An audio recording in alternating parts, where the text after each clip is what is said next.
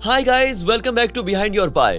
किसी काम के बारे में सोचना, उसको ओवरथिंक करना और इतना ओवरथिंक करना कि हमारा स्ट्रेस गिल्ट में बदल जाए, ये हम सबका नॉर्म बन चुका है।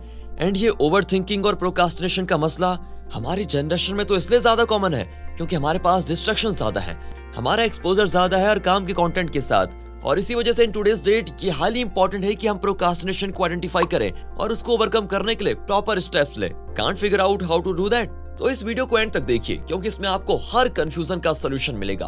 What is procrastination? प्रोक्रास्टिनेशन का मतलब है किसी काम को टालना या उसको डिले करना, इवन तब जब आपको पता हो कि आपके लिए वो काम करना नेसेसरी भी है और पॉसिबल भी। अब देखो, प्रोक्रास्टिनेशन डिफरेंट टाइप की हो सकती है और इसके डिफरेंट रीजंस भी हो सकते हैं। इस वीडियो में हम प्रोक्रास्टिनेशन के टाइप्स, उसकी रीजंस और प्रिवेंशन सब कुछ डिस्कवर करेंगे, so don't skip the video and make sure you watch it till the end. Types of procrastination. जब हम टाइप्स ऑफ प्रोक्रास्टिनेशन की बात करते हैं तो उसमें 3 टाइप्स की प्रोक्रास्टिनेशन आती है। Number 1, inertia.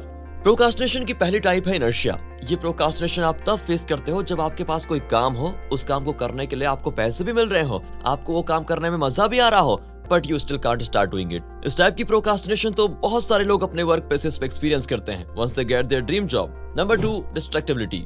जो सेकंड टाइप ऑफ प्रोक्रास्टिनेशन हम स्टडी करेंगे वो है distractibility, and it might be the biggest problem for some people. Distractibility का ये मतलब है कि आपने अपनी इनिशियल ओवरथिंकिंग को ओवरकम करके एक टास्क को शुरू कर लिया है, लेकिन शुरू करने के बाद आप स्लाइटेस्ट डिस्ट्रैक्शन से भी अफेक्ट हो रहे हो। कोई भी आवाज या फोन नोटिफिकेशन या फिर कोई स्मॉल एक्सटर्नल सर्कमस्टांसेस आपके टेंशन को एक इंडेफिनिट पीरियड के लिए डाइवर्ट कर देंगे, एंड एज अ रिजल्ट आप घंटों जाया कर सकते हैं।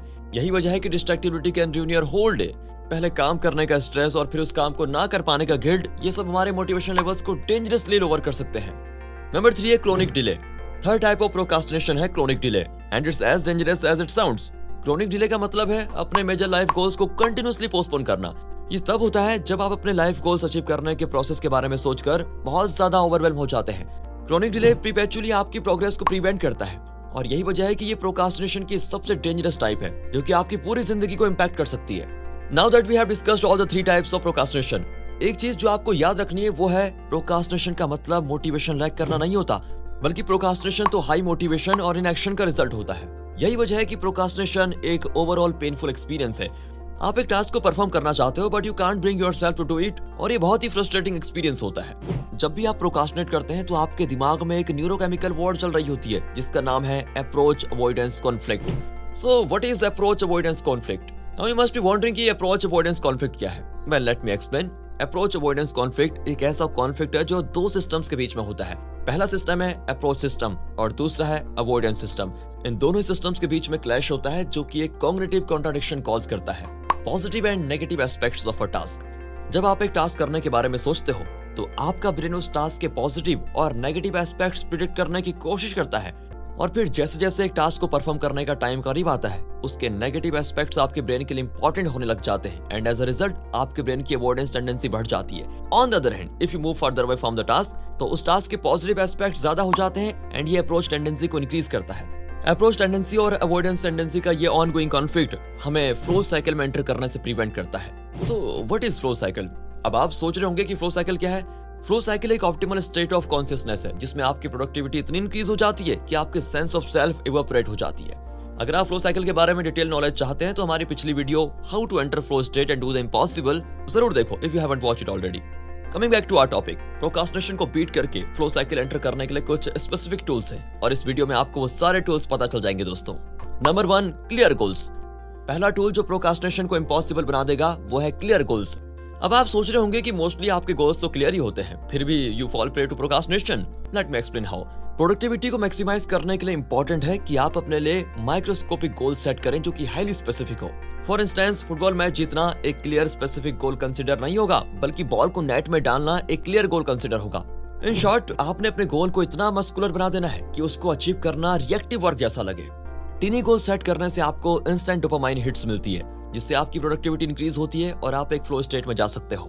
Number 2, challenge skill balance.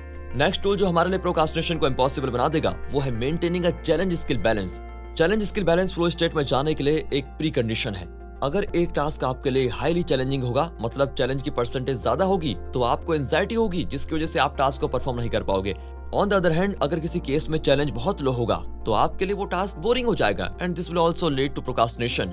इसलिए जरूरी है कि टास्क में चैलेंज की परसेंटेज आपके स्किल लेवल से स्लाइटली ज्यादा हो। अगर challenge skill balance properly tuned होगा तो प्रोक्रास्टिनेशन ऑटोमेटिकली एलिमिनेट हो जाएगा। एक परफेक्ट चैलेंज स्किल बैलेंस को मेंटेन करने के लिए जो पहला काम आप कर सकते हैं वो है अपने हर्डल को लोअर करना। इसका मतलब यह है कि आपने अपने इनिशियल हर्डल को मिनिमाइज करना है। अगर आपको एक टास्क के शुरू करने में कम स्ट्रगल करनी पड़ेगी तो आपके लिए फ्लो साइकिल में एंटर करना बहुत आसान हो जाएगा। इसीलिए इट इज रिकमेंडेड कि आप चीजों या सिचुएशन को ऐसे रिस्ट्रक्चर करो कि आप लेस एफर्ट के साथ टास्क इनिशिएट कर पाओ। एक परफेक्ट चैलेंज स्किल बैलेंस को मेंटेन करने के लिए सेकंड मेथड है टाइम रेगुलेशन। अगर आपके पास एक बोरिंग टास्क है और आप चैलेंज को इंक्रीज करना चाहते हो तो आप अवेलेबल टाइम को सप्रेस कर सकते हो ताकि वो टास्क आपके लिए चैलेंजिंग बन जाए। Number 3, response inhibition. प्रोक्रास्टिनेशन को अवॉइड करने का एक और कर्मकांड तरीका है जिसको हम रिस्पॉन्स इनिबिशन कहते हैं। इस मेथड के अंदर हमें एक कॉन्शियस एफर्ट करनी पड़ती है कि हमारे ब्रेन का इमोशनल पार्ट टेक ओवर न करे। ये टूल सबसे ज्यादा तब यूज होता है जब आप इंपल्स डिसीजन मेक करते हो, जैसे कि एक क्लिफ से जंप करना या फिर पानी में डाइव करना। इन मोमेंट्स पे अगर आप अपने सेकंड इमोशंस को एविट कर लो तो टास्क परफॉर्म करना बहुत आसान हो जाएगा। नंबर 4, फ्लो पे ऑफ।